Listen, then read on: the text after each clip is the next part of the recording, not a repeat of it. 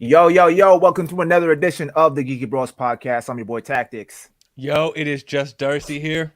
And this is Big Geek Umar without his beard. How y'all doing today? It was better last The beard's week, bro. tripping me out, man. I'm not gonna lie. the lack thereof, rather. I'm sorry. It was I have what I'm sure our fans have noticed that I do tend to go to and from a beard or without a beard. This was done prematurely because I needed to get passport photos done, and I just didn't feel like having a beard and getting pulled over for more random security checks than usual. So. Random question. Do you get whiplash now that you have less weight? You're just like swinging your head around? No, but it's definitely colder outside. Oh, damn. I respect that. I hear you in that. Yeah. I the first time I went out to take out the garbage and a gust of wind happened, I was like, oh. It's like someone put like that shaving cream that they would use back in the day that stings from but yeah, I will unfortunately have to regrow the beard next fall. We gotta wait till fall? Yes. Damn. So it's gonna be a long time. Yeah. It was a shorter beard season this year. Mm-hmm. Well, I feel you could take that in a bad direction, but I'm just gonna move on. We're not going to though. We're not going to. I just need a moment of silence for this beard, bro. It's just all of it. All right, fine. All right. So we are going to now begin our agenda for today. For just a quick piece of housekeeping for those of you who have not watched the show before and are not watching us live, please check the descriptions below. If there are any topics that you want to go to directly, we have timestamps set up so you can go right there and watch away. But now we are going to jump into our first topic of the evening. So we have a rather interesting development. Now, Creed 3 has dropped this week. And during the press tour, Michael B. Jordan had an incident that occurred that has kind of caught the internet by storm. I want to pass it over to our boy Tactix because he was the one who kind of introduced me to this entire topic. And also, I kind of want to hear what he has to say. So, T, how about you take it from here? Yeah, so we have a clip to show you guys that kind of explains the whole situation that happened. But just to kind of give you the highlight, Michael B. Jordan, as seen here, confronts former classmate after she called him corny. Now, she didn't call him corny at the actual red carpet event, or not. Sorry, it wasn't red carpet, but it was some press screening event. But it was pertaining to him growing up as a kid, I guess, in high school, and being teased by several of his peers. This one girl, the interviewer in particular, basically calling him corny and whatnot. But we'll roll the clip just to kind of give you guys some more background information about it. Michael B. Jordan calls out a former classmate for making fun of him, and it is awkward. Oh, y'all trying to start drama over here? The whole thing went down on the red carpet at a screening of Michael's flick Creed 3 in Atlanta, after he was approached for an interview by L'Oreal, the host of the Morning Hustle show, who reminded him they grew up together. And we know each other. We go way back all the way to Chad Science in Newark, okay? Corny kid, right? No, I did not say that. Misquoted for sure. No, you did not hear me say. I said we used to make fun of the name. But yeah, he is obviously killing things out here. Yeah, so that corny comment comes from a 2021 episode of the Undressing Room podcast, where L'Oreal, her co-host Eva Marcille, and Dominique DeDiva talked about the actor. I think that Michael B. Jordan is just a nice, corny guy. And I don't mean that as a slight, right? I mean, we all know that the nice, corny guys treat you the best. To be fair, it was actually Eva who called Michael corny, but L'Oreal did admit that in high school she used to make fun of him. To be honest with you, we teased him all the damn time because his name was Michael Jordan. Let's start there. And he was no Michael Jordan. And then he also would come to school with headshot. We lived in Newark. Yeah. That's the hood. You know what I mean? So we would make fun of him, what you gonna do with your little stupid headshots? And now look at him. Well, Michael clearly caught wind of all that. Corny kid, right? No, I did not say that. Misquoted for sure. And L'Oreal later shared this final moment from the uncomfortable chat.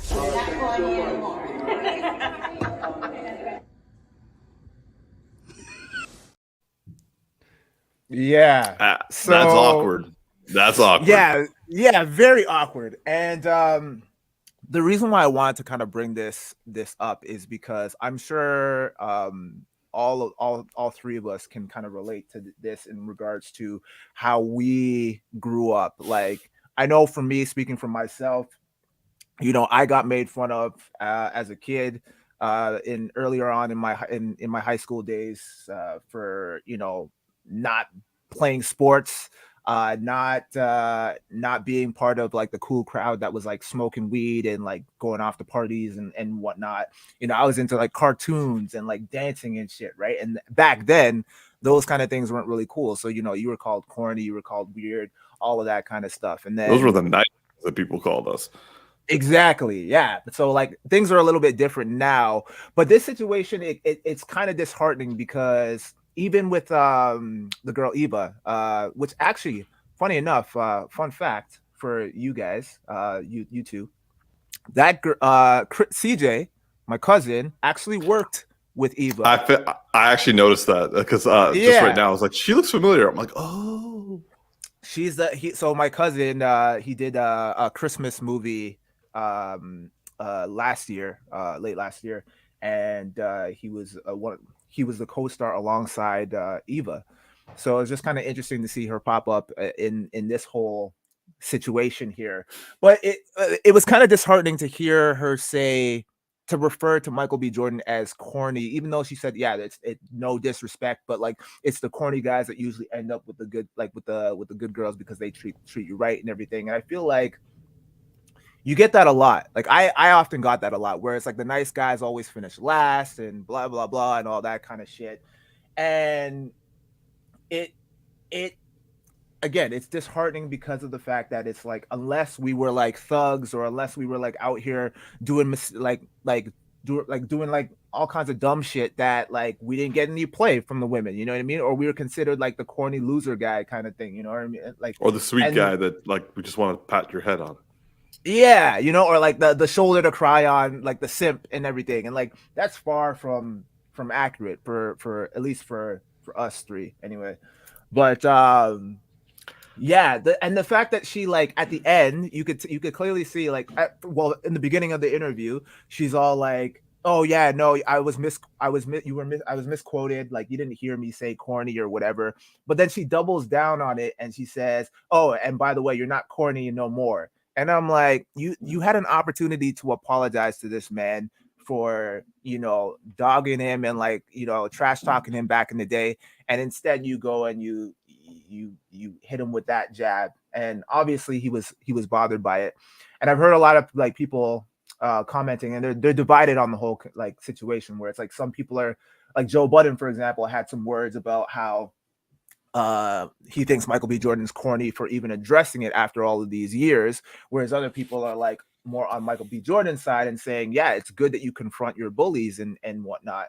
And I'm kind of on the side of like Michael B. Jordan. I think he handled it with like a lot of class.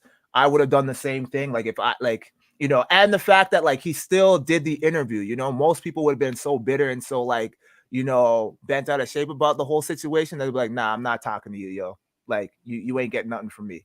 But he did the interview.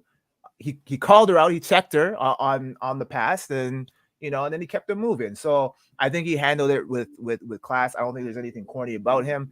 I think I love seeing him like, and the success that he's accumulated over the years. And yeah, what do you guys think? First off, Joe Budden calling people corny, I mean, that's just ironic. Yeah. But I'm just like listen. What? I'm okay. That's just killing me right now. Yeah, no, it's like words hurt. Oh, there's more slides after this, guys. So okay. So I mean, overall, I just like the checking. Like I like the little like he had that kind of like, and you can't always hear everything he's saying clearly, but it's kind of like, yo, like own your words, like own your stance. You know, like why are you gonna say these things? Because she also it's not just like in this context of the situation, it's like, oh, they said this to me when I was 14. Now I'm like 34 and I'm bringing it up. No, they said it like 1 year ago, like 1.5 year ago, like on a podcast. And the thing when I'm listening to her, you know, like saying like no disrespect. First of all, that's like I'm not racist, but it's like why? Okay, we know what's coming now. So, and then the way she was communicating about how like, oh, they made fun with Michael Jordan, you know, because his name when he's a kid, and it's like, let's be honest, blah blah blah. It's like, that just sounds like you still the same mentality you was back then. Like, it's not like you was like, oh yeah, well, we knew him back then. We were a bit hard on him, but you know that we were young and we were foolish. But you know, like look at him, look how much he's done. Look where he's going. No, it's like no, like give me credit. Like it was fair that we made fun of him because his name was somebody else's name and he showed up doing this and doing that, and that was crazy back then. So he was wrong for that. It's like proof's in the pudding here. Like he did things back then that you didn't understand as a kid, but he clearly understood what he was doing and where he was going, and proof's in the pudding. Like you should just be inspired by it instead of being like still thinking there's justification as to why you said what you said and did what you did.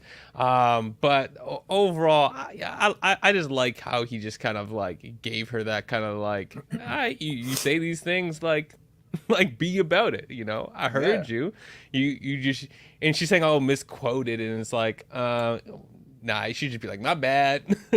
Like I don't know, it mostly for me it's funny, but I hear her and I'm just like, yeah, she's just doubling down being the same person. So 100% deserved. For me, it's interesting on multiple levels. Firstly, I do like the fact that he stays professional. Like he because the thing is, she's trying to act like, oh, that we used to know each other back in the day.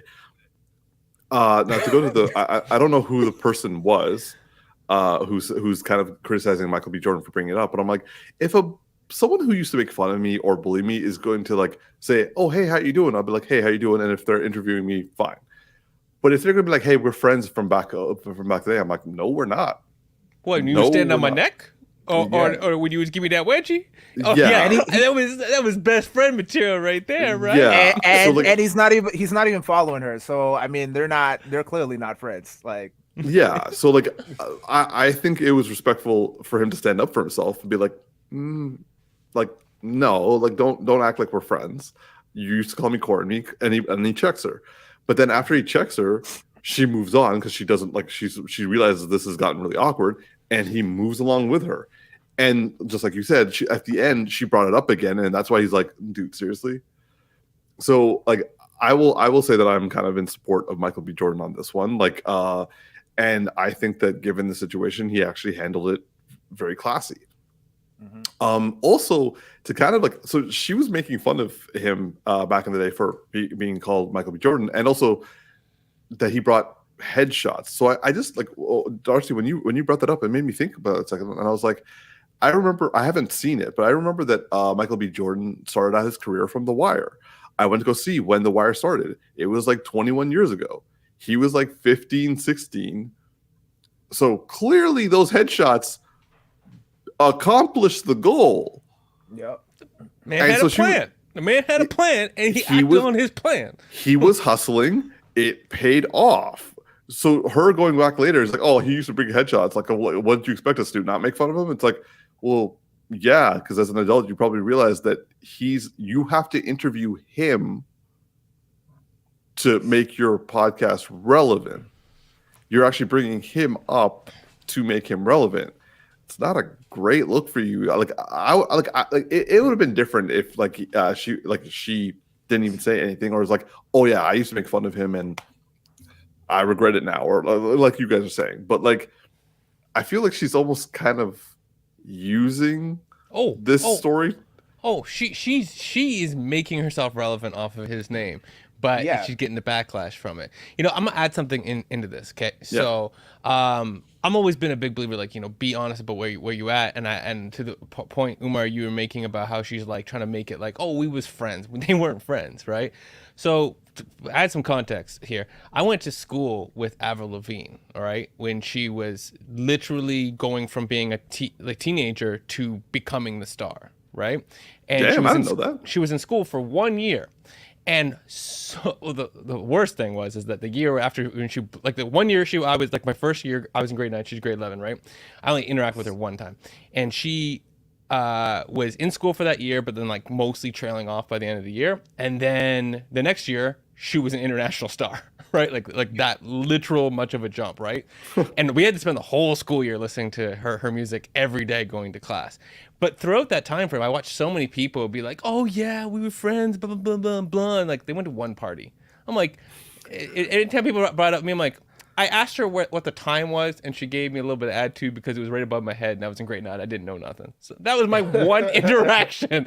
I was like awkwardly standing like, you know what time it is? She's like, and I'm like, oh shit, right there. All right, cool.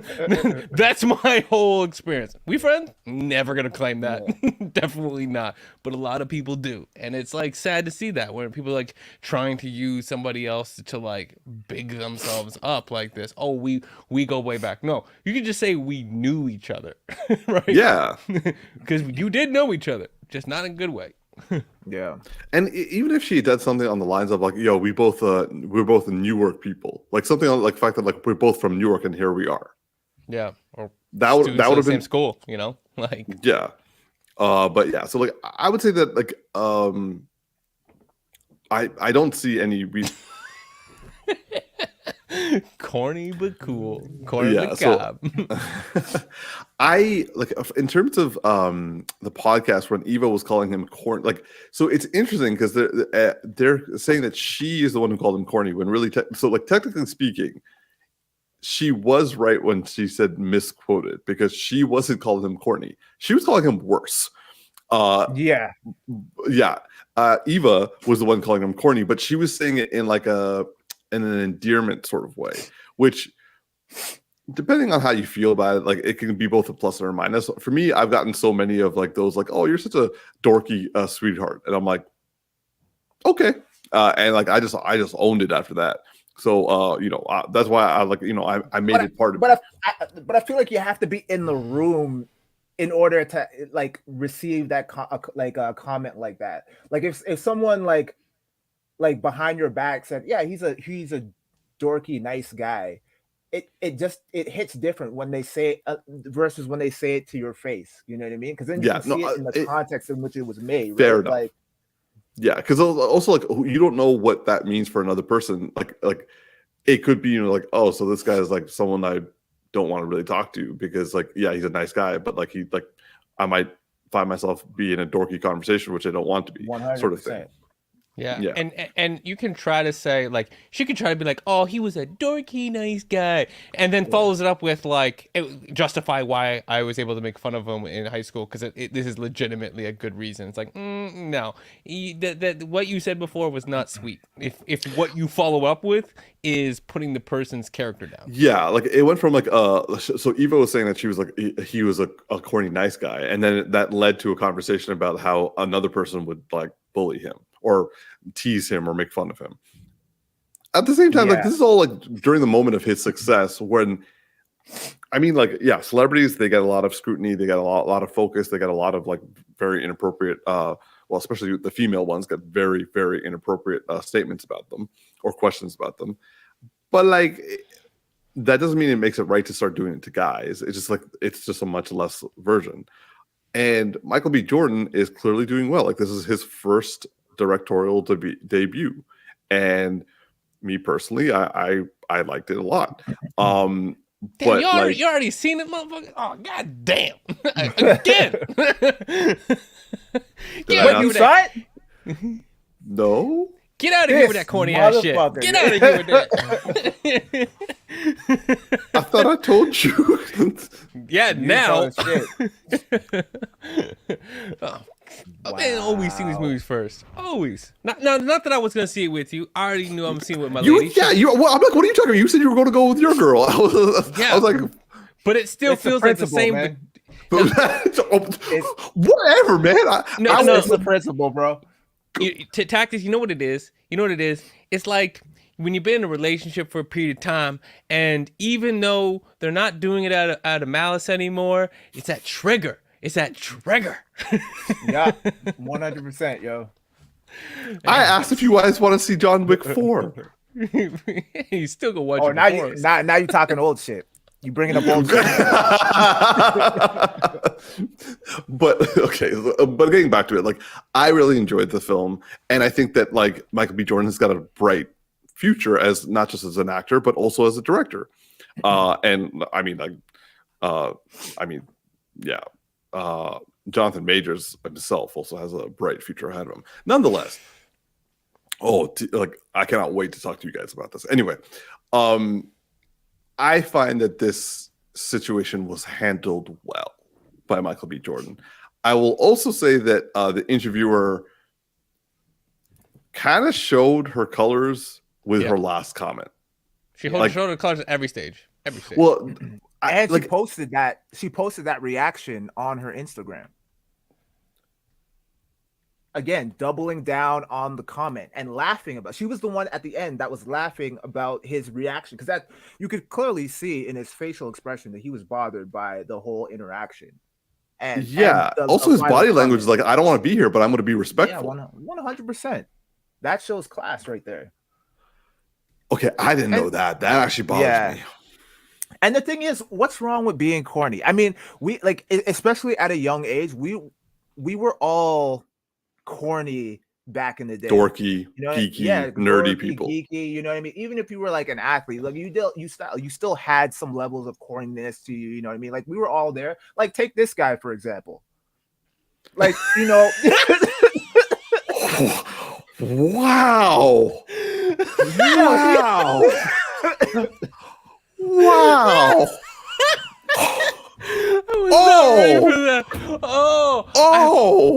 I have not seen that one on the left, but this is sorry. You know what this is right here, Umar? It's like, ladies and gentlemen of the jury, let me present to you the evidence as to why the beard Exhibit matters. A and B. Wow, wow. Is that what you're doing during prep time the whole time? 100%. Is that why you were crying during? No, but hear me out though. I mean, we all had our corny moments. You know, Umar went from, like, you know, Mr. Steal Your Cheerios to Mr. Steal Your Girl. So it's all good. You know, he grew into. What girl did I steal? That beard be stealing, bro. That beard be stealing. 100%, bro. 100%. And then we got this dude. Then we got him.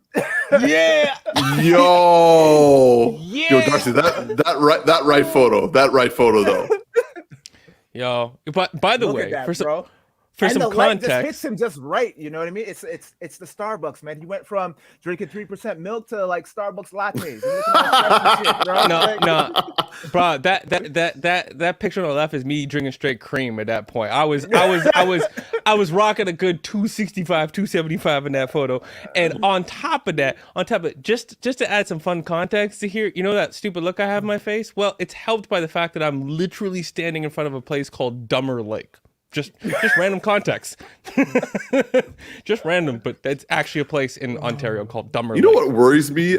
My Exhibit A was so commonplace that I have no idea when that photo was taken. Yours was like, whoa, you actually remember the one and only time you made that face, and I'm just like, yeah. In all fairness, I give you credit, Umar. You look younger than I am in this photo, because that looked like you in high school.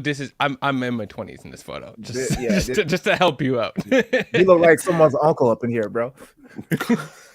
I'm de-aging as time goes on. I will say that photo was taken after high school. Yeah, what's in that drink, bro? You found the fountain of youth at Starbucks. Exactly. That's a vanilla bean frappuccino. I don't So drink a lot T, of things at is there Starbucks. another exhibit for us to look at?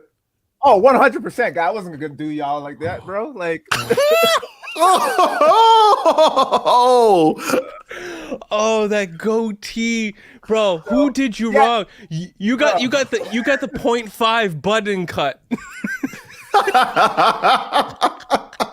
bro, it took 20 years for my goatee to connect, bro. I was just waiting for that shit to happen. Oh my, look, bro! It didn't quite get there.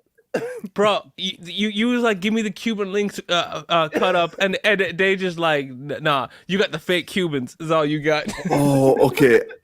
For those of you who are like listening to the podcast, I'm gonna say you have to, and I mean you have to go on YouTube for this episode because there are some visuals from all three of us that just wow. Oh man. Bro, Yeah. why is your chin strap like a 2 millimeters, but then your mustache is a full inch thick? I do need to. I was experimenting, man. T. When did you do this? Was this like Iron Man time, or was this before Iron Man? Because it looks like you're trying to pull off an Iron Man. This was way before, man. This was way before. I didn't even know who Iron Man was at this point. So he bit off my style, but just did it a lot better. You look like two different dudes at the same time, from the upper lip to the bottom lip. I can't stop looking at it. You gonna have to change the screen. I'm gonna keep coming up with things to say. Oh man. Oh Lee. Oh. Wow. Okay. We corny and proud, man. Corny and proud. Oh man. Oh. Was not I don't even know what to say after that. Yeah, I'm done. Next topic. Absolutely. Yeah. All right. So moving on.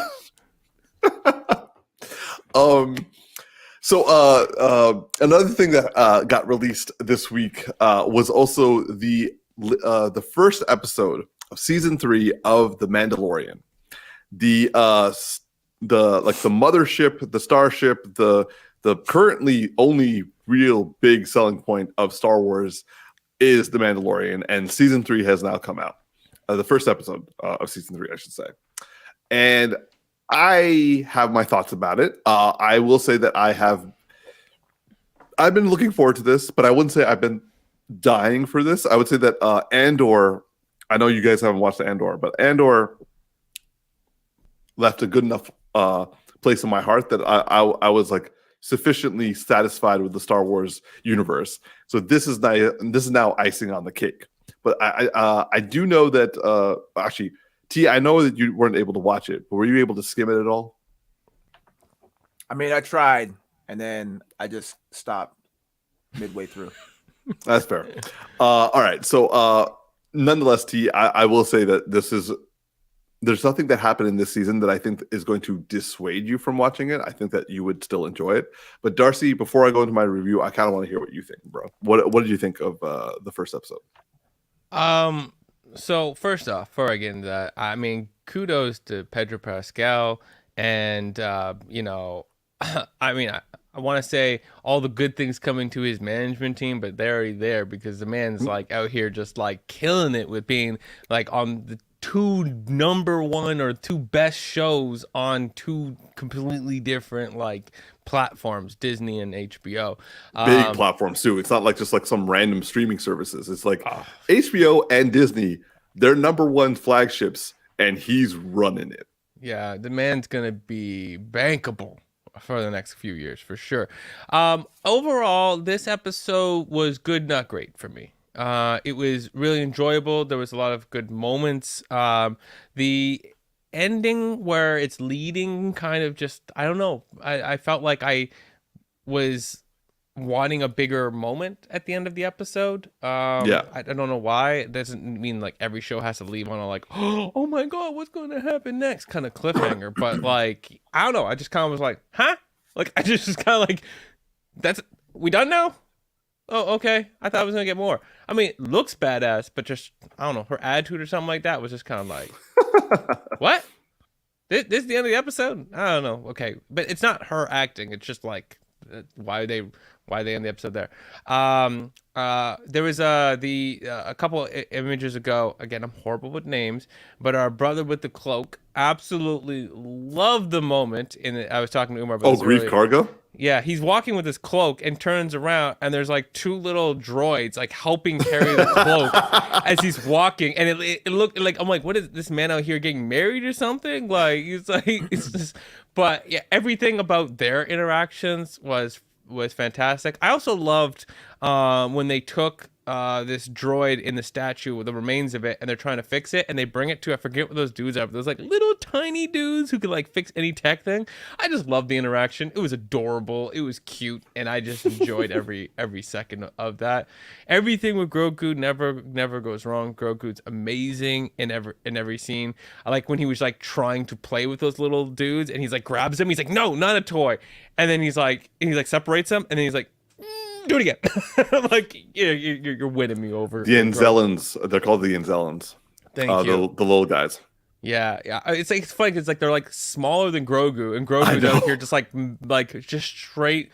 What is their species? Grogu and Yoda. No one knows what their species is. So they're green handling them. I was gonna say man handling them, but that's not appropriate. So yeah, it's enjoyable. I'm excited in general to see where this season goes. I'm like overall the idea of the Mandalorians and like going into that world is always very intriguing for me. I've always enjoyed that part of Star Wars. But I gotta say, like, I'm going to be watching this, but this show is like third or fourth on my list right now. You know, ironically, Pedro Pascal is beating Pedro Pascal for me, with being the Last of Us being clearly my Pedro Pascal show right now, and then One Piece still constant. I'm like episode 425 right now. Like man. This show, just every time it goes on a dip, I'm like, no, just give it 2 episodes, and then like, we're right back. It's back on, it's back where it needs to be. But yeah, it's good, not great. I want to say it's a 7, kind of where I'm feeling for this episode. Umar, what are you feeling? I'm actually in complete agreement with you. I was gonna give it a 7 myself. I found that this episode, like, it started off good and it kind of ended flat, because I too kind of was like, wait, what? And it just ended. I understand why they're trying to pace themselves a little bit, but like the pacing was done a little bit too abrupt, and it felt like there's more going to happen and it didn't. So I was like, okay, well, I guess on to episode 2. It was good setup for what's going to happen in this season. I also found Carl Weathers to be hilarious. Like, he's just like, I was watching with my boy Dan, and like, I was like, he's like, hey, do you see the things behind him? I'm like, is he having a droid holding his cape up? He's like, no, he's got two droids holding his cape. And then like he turns around, and I'm like, oh my God, he has 2 droids holding his cape up. And so it's nice to see Carl Weathers like at the same time dressed up with the cape, having people carrying his cape. But then he's like, no, but I still got to like shoot some people up. And I'm like, yo, Carl Weathers still got it. I will say that Grogu is always cute. Baby Yoda will always be cute. It is like it's nice that Pedro Pascal is now reached the level of as much attention, at least online, as Grogu, because before it was all Grogu, but now it's like Pedro Pascal and also Grogu. Oh, by the way, did you guys hear about the thirst tweets thing on the Mandalorian carpet? No. Nope. So an interviewer on the Mandalorian carpet, because like right now, like there is a lot of things online calling like Pedro Pascal the daddy of the internet, and like the sexy daddy, and like, and he used to play up to it and all that sort of stuff. But when at the Mandalorian, there was an interviewer who gave him a phone. They gave the phone, and they're like, "Could you read out some of these thirsty tweets?" And Pedro Pascal just read the tweets. He was like, okay.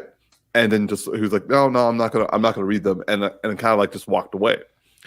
And at first people were like, yo, why didn't he like read the tweets? Like, you know, he was always fine with like playing into the daddy of the internet before. But like people are starting to say like, no, like at a certain point, enough is enough. But also people are like, it's weird to ask someone to read their thirsty tweets. Like, if they agree to it beforehand, that's one thing. Like, if it's like a bit that they want to do as a promotional thing, that's one thing. But he's literally on the red carpet, just promoting, talking to fans. If someone just like hands him a phone and is like, "Yo, read this, like these things that like being said about you," I mean, I'm not a celebrity, but I would find that weird. What do you guys think? It's one thing when you're going into a scenario trying to create comedy. It's another thing when someone's trying to force a moment onto you to be funny, and you're like, without understanding or respecting your mood, right? And on top of that, it's the whole like just invasiveness of space and all that kind of stuff. But it's just like, yeah, like you said, like when these celebrities go on YouTube to do these thirsty tweets, like first of all, someone curated this beforehand, and That's true. Probably more than likely what we don't think and see is, so you got someone on the show, they're kind of putting together the stuff, they end up they get an assistant to come up with a list, assistant and maybe a couple people come up with a list, they send it over to the publicist of the celebrity, they curate, they give feedback, they come back with the list, and then they have the celebrity like show up, and I'm gonna assume still, you know, have candid you know, reactions. But there's like so much cultivating before you even get there. Versus like, hey, I'm just walking down the street. Hey, do this because it's funny. Like, hey, do this for me. Entertain me, monkey. Like, it's not the vibe. So yeah, I mean, if I could even looked at it and it was like, all right, cool, and then walked away, is like, yo, that man's at a high caliber right now because he like half entertained you and just like, nope, have a good day. T. Yeah, I can understand where he's coming from. Things like this can kind of it gets to be a bit much after a while, and it's like it's kind of awkward too in a lot of ways, right? Like it puts you in a compromising position because you're like, okay, do I really want to be reading all of this just for my own sake and for the entertainment of the public? So yeah, I mean, good for him, because I know some egotistical celebrities would be very smitten by that and would just like embrace that kind of thing, whereas he's kind of on like a different level, and he's just kind of like, no, I want my art to kind of speak for itself and let that be that. So good on him. Yeah, like I find it. I like the fact that he enjoyed it, and also he kind of like not promoted it, but like played along. But also at a certain, like, I like the fact that he very respectfully was like, enough is enough. Also, I just thought about it. It's Disney. Doesn't really probably want to like start, like that would be an odd situation for him to start like reading out thirsty tweets. He actually was on that YouTube show where they do the what's it called, the lie detector thing, and one of the questions that he was asked was like, do you consider yourself and he's like, do you consider yourself a sex symbol? And he's like, no. And then the guy's like, he's lying. And he's just like, oh, I guess I do consider myself. So like he'll play it up. Like he has the humor and the banter, and he takes it all in good fun. So I guess it's kind of to your point, Umar, it's all based off of the setting too, right? Like if you're promoting for Disney, then you have an image to uphold. Whereas like if you're like just shooting the shit with like another organization or property, then it no holds bars kind of thing. I kind of want to see that lie detector video now. It was actually pretty funny. But yeah, so getting back to the Mandalorian, like I'm with you, Darcy. Like it was an appropriate first episode, but it's not like an episode that I'm like, ooh. I was happy to see Bo-Katan. I kind of hoped I see more of her because like this kind of was like, I feel bad that like shit has gone down the way it has for her, but at the same time, like she's got a nice castle. Also, I'm with you as well, Darcy, that they're showing more Mandalorian culture. I want it.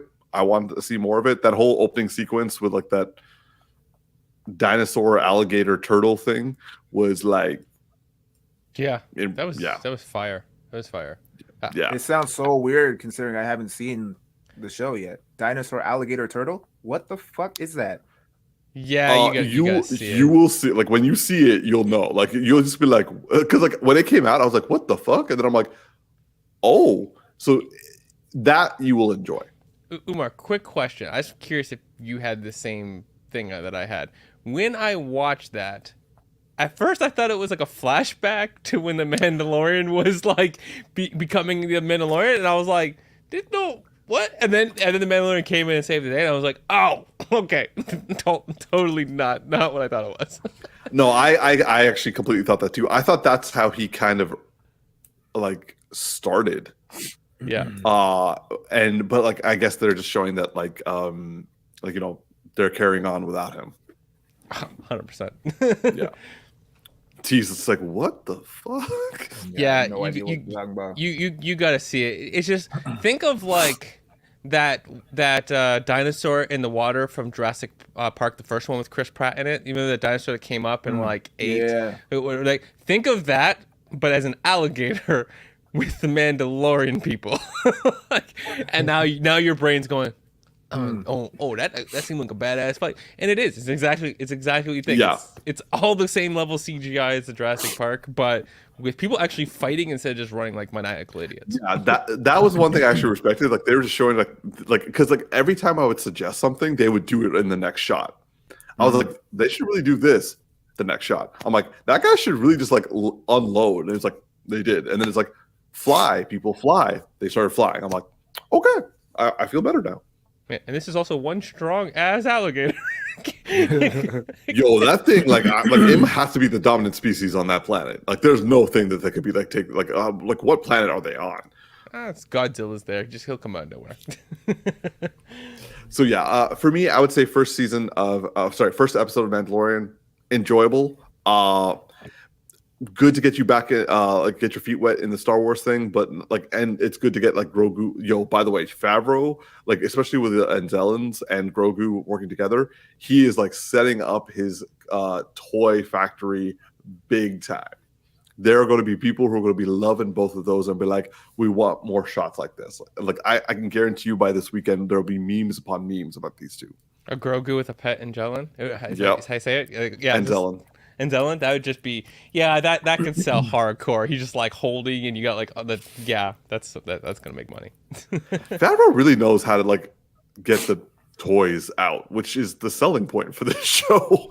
It's really one of the most important things for a lot of these things, even only back to like Batman, which is the whole reason why Batman Returns ended up sucking, because it had to be selling toys, right? It's always an important part of how they make their money in this. So yeah, the fact he understands that is key. He just makes a bunch of good moments, and that helps fund everything. Yeah. So T, I hope that you're able to get around to it in and around school, not to pressure you to like, we know that you're kind of easy on Star Wars. So nonetheless, I do hope you do check out. Yeah. This won't be something I'll be like after you to watch. Let's just put it that way. Yeah. Appreciate it, bro. Appreciate it.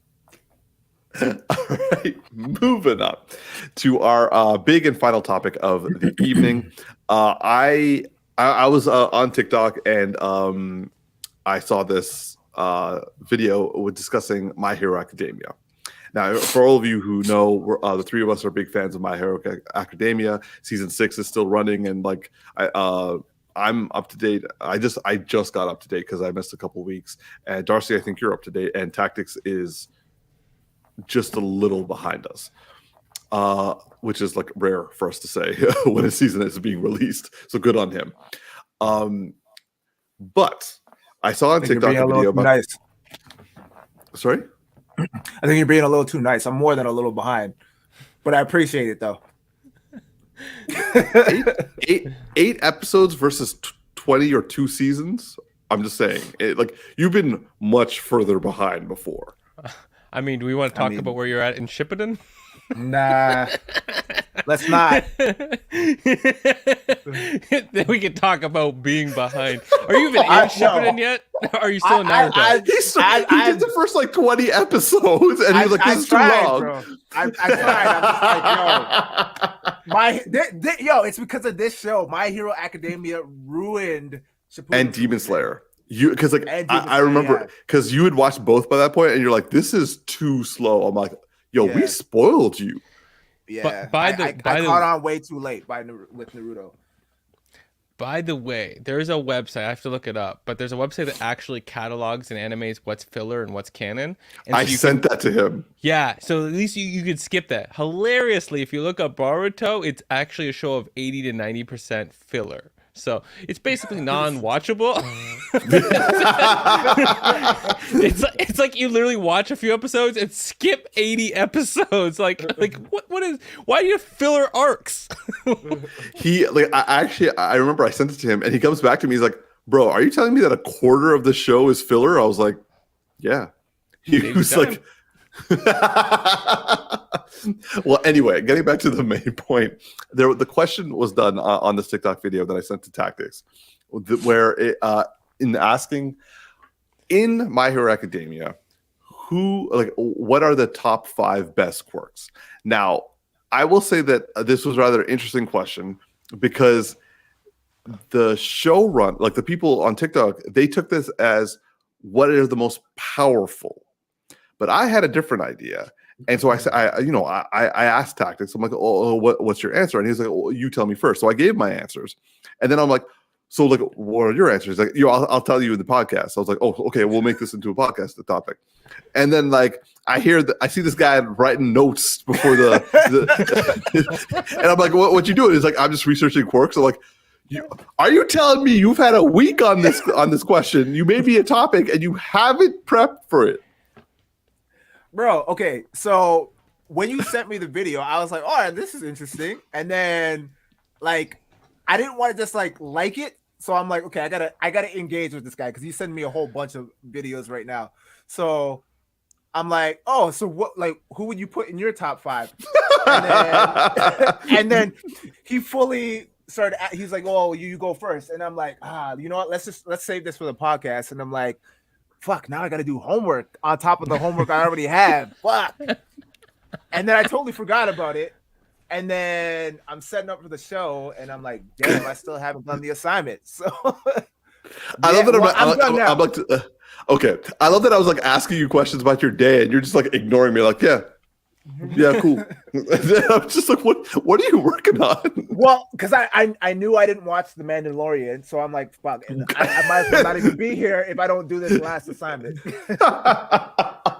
Let's do the Michael B. Jordan skit, and then I'm out. Okay. Well, then, okay. Since so in this case, how about you go first? I'll go next, and Darcy, you good to go last? Oh, I need to go last. That's all I gotta say. Damn. Okay. So just to be clear, these are top 5 favorite quirks, not necessarily the best. Or I would say, so these are your favorite, but they're not what you consider the best. Not what I. Umar, you get what you get, okay? You get what you get. I'm like grading papers right now, and he's just like, just give me a B. Okay. All right. So here are the top 5 quirks in My Hero that are your favorite. Deku, and Deku because he spits hot fire. I want to kill you. End the show. Let's go. Okay. I was gonna lose it. All right. For real. Dylan.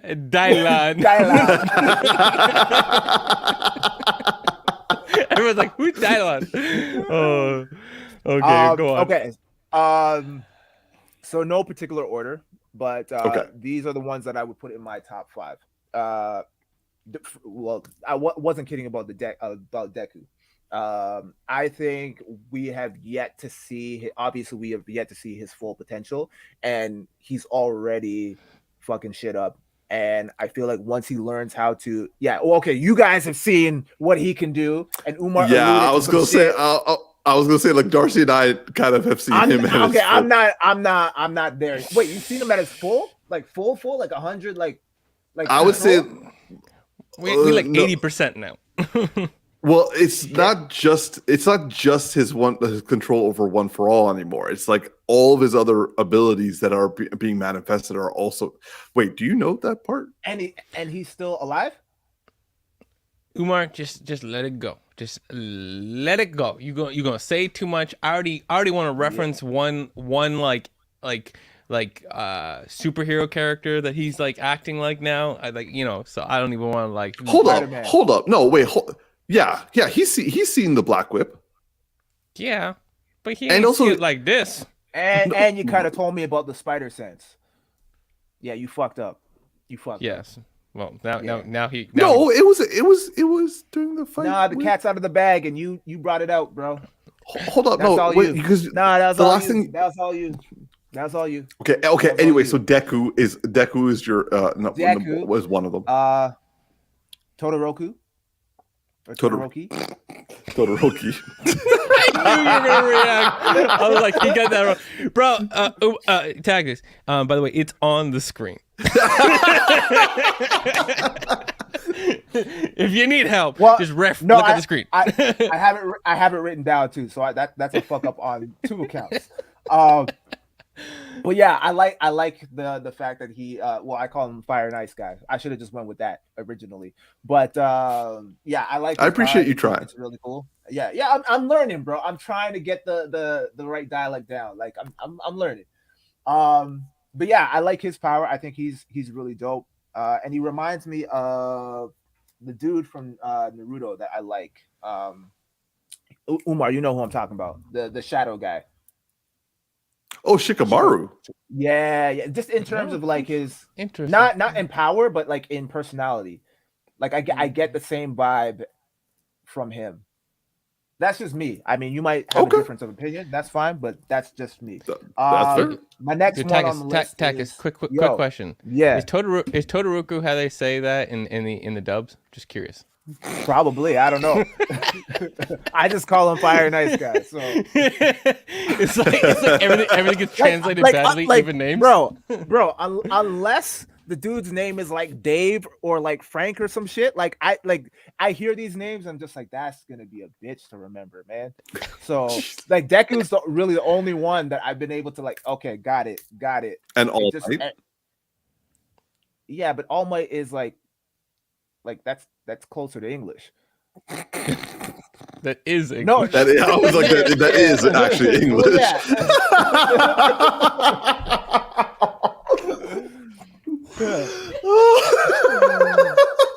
You know what I mean? It's in the family. It's in the family. Yeah, it's in the same wheelhouse. But yeah, I'm crying, bro. I'm crying. Okay, so that's 2. So we got All for One, another somewhat English name, English name, or All for One. Yeah, his power is cool too. Self-explanatory. Twice as nice guy. Oh, okay. Yeah. Okay. Yeah, I like the fact that he can like duplicate and then like, he could just fuck shit up, and then if he gets killed, then it's not a big deal because he wasn't the original one. So that's dope. So twice as nice. And then Bakugo. Explosion dude. Right. Yeah. Fire. Yeah. Wow. Yeah, he is fire. Hella fire. And explosion. Yeah. Explosions that come with fires. Yeah. Whew. I thought after you said this is only 2, I'm like, we're not gonna make it for the next 3. Oh, Lord have mercy. Okay, so for me, that's an inappropriate. We should probably not do that because for me, I was debating with this one. Yeah, I was debating.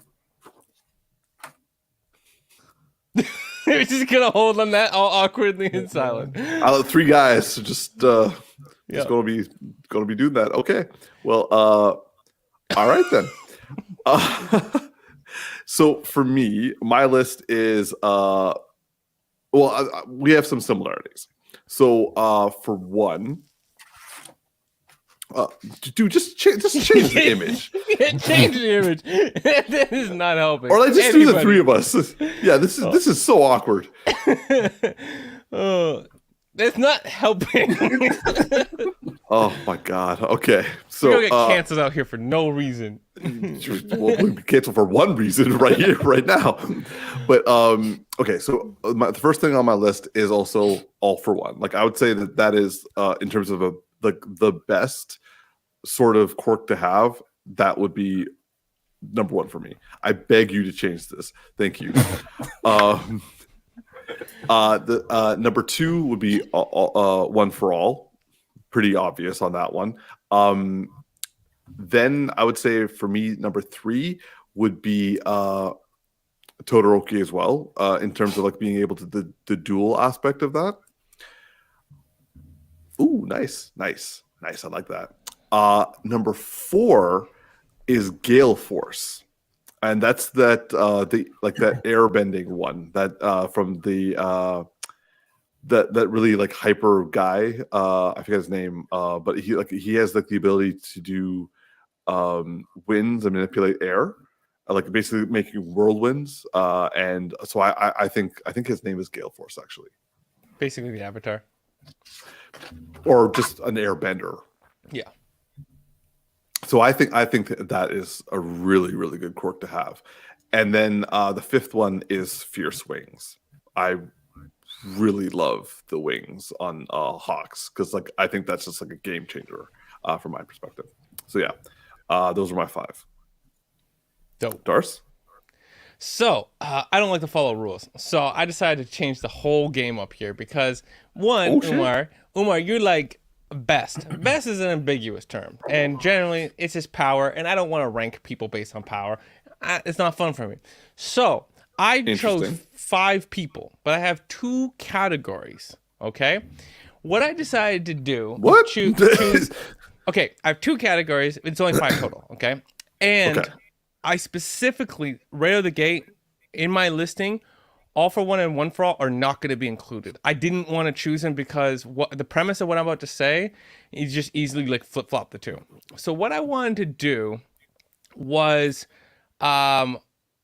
focus on villains and heroes that would fundamentally change the whole landscape if they had flipped. So which ones are best for changing everything? Because I don't want to follow rules, Umar. I wasn't inspired to do just a ranking of 5 best. So here's what I'm going to do. And Umar, I can still see your face. You're here like looking all kinds of... I'm just like, what?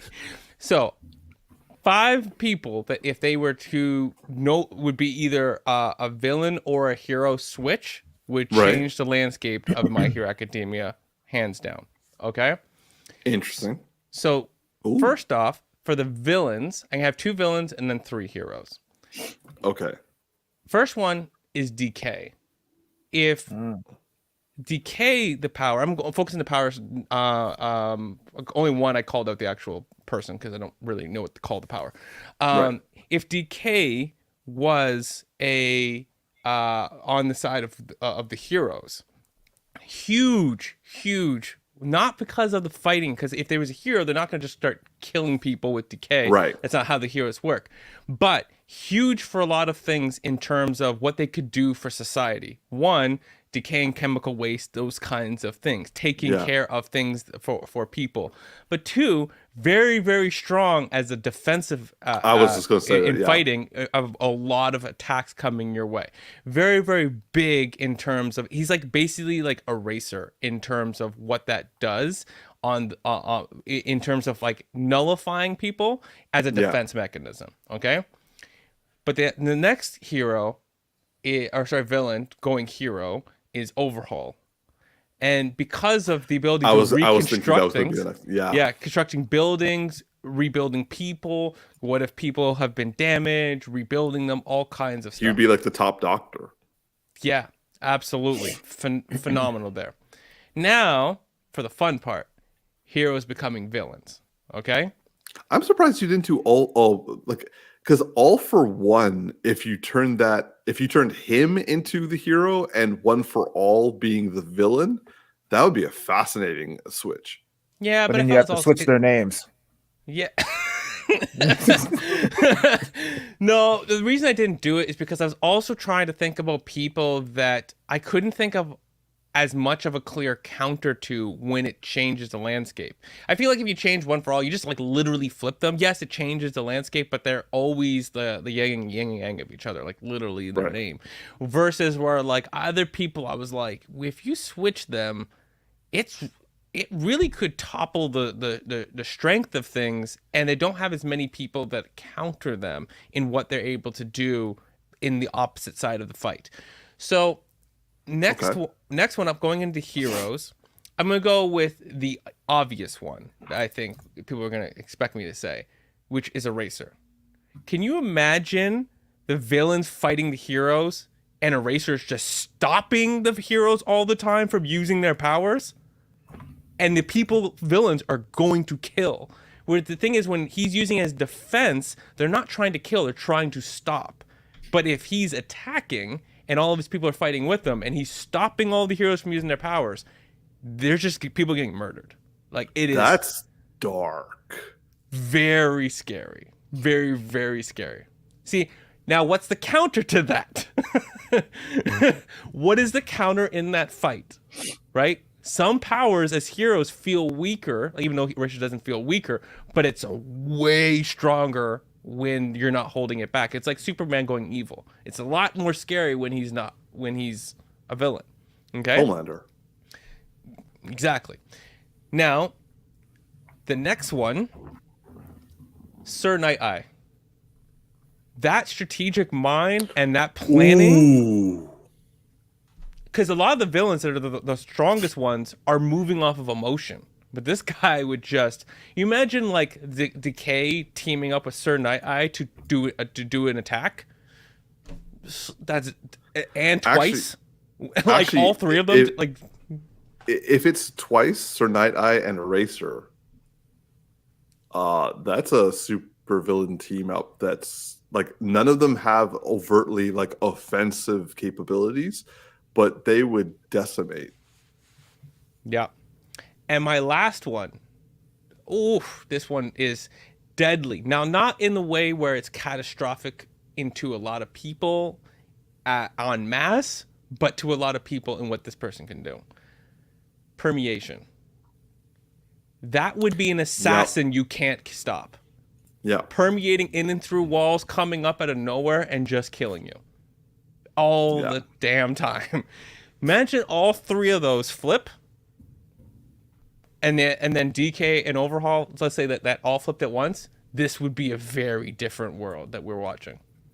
So these are my 5 best for what would happen, or changing the whole landscape of My Hero Academia by flipping what side they're on. Damn! I didn't even know we had that sound.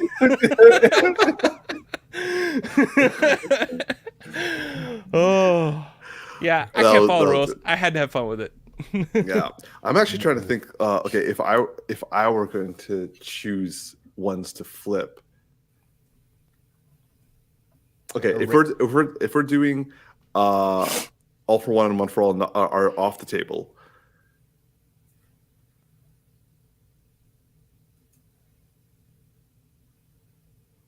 Oh man, I'm going through so much right now.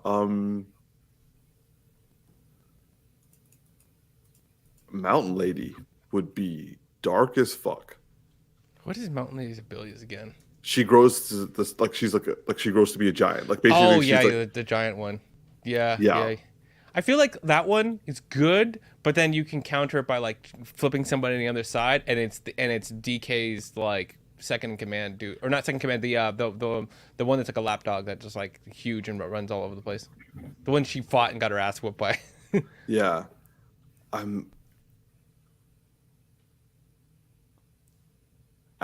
think the Gale Force guy, because he could literally suffocate an entire city block. Oof, that's dark. And I'll just do 3.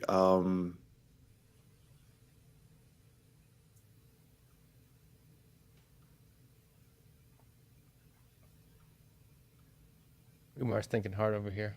I am sort of thinking really hard. T, have you thought of any?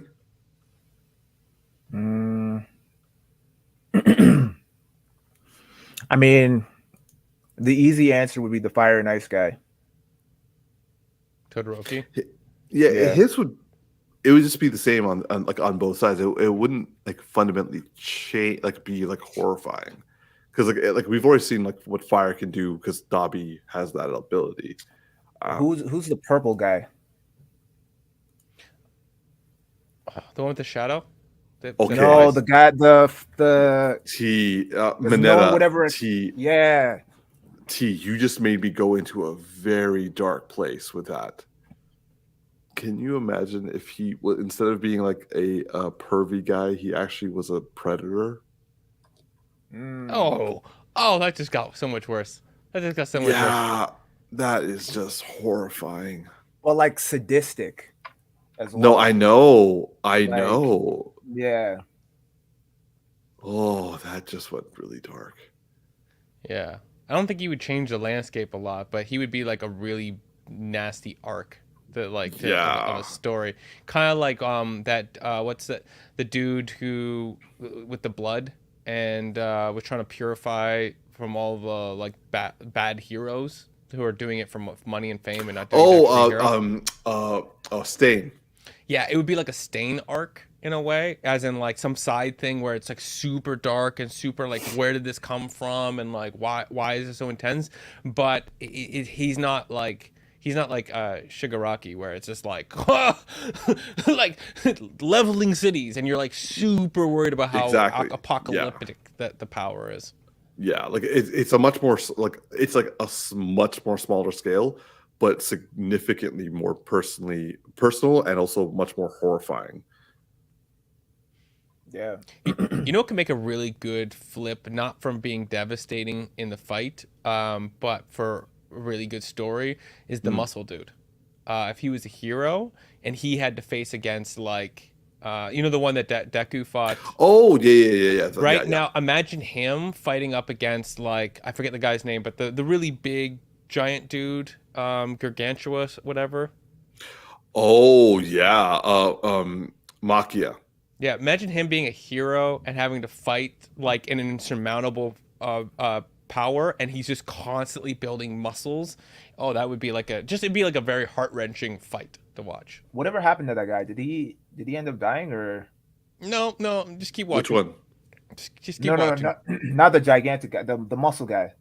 Just keep watching. Deku fought like. Oh, okay. Just keep watching. Say less. I'm not saying anything. I'm just gonna let you speak. I'm just gonna let you speak, Darcy. By the way, totally random, because I don't think you guys are gonna come up with a whole long list on this. I'm gonna switch it on you real quick.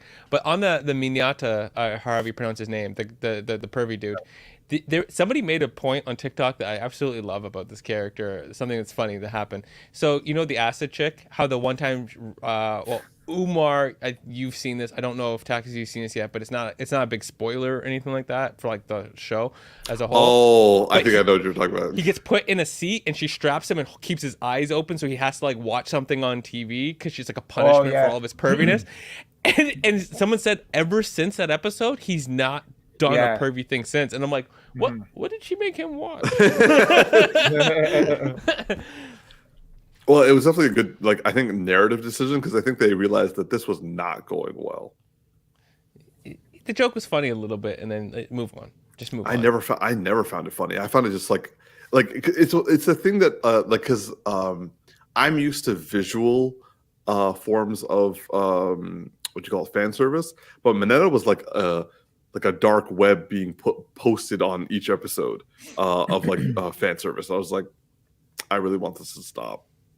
Yeah, I could see that being like a negative influence, considering it's a kids show, and then kids being like, "Oh, this is funny. I'm gonna do this to my classmates," And I don't know if this is a kid show. I would say this is probably like a high school adult show. You don't think kids are watching this? Oh, I do. Think they are. Yes, I'm not saying it's geared towards them though. Yeah. Like, for example, Avatar is technically a kids show, but like adults love that. Mm-hmm. So what do you think the age range would be for this show? I would say like 14 to 18. Interesting. Yeah, I don't like those numbers. I'm way too old. I'm way too old for that. Just 14 plus. Okay. Age rating is 14 plus. You're right. Well, technically we were both right because I said 14, 18, but like still 18 plus. Yeah. All right. All right. All right. Well, that's it.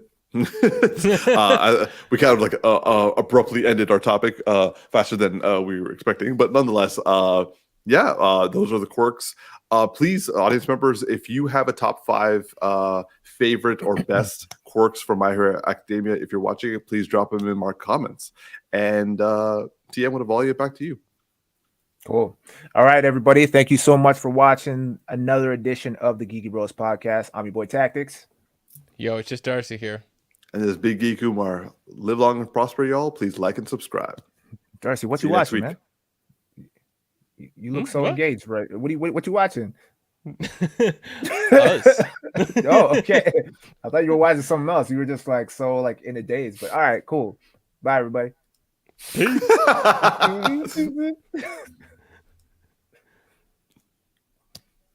Like Mandalorian episode all over again.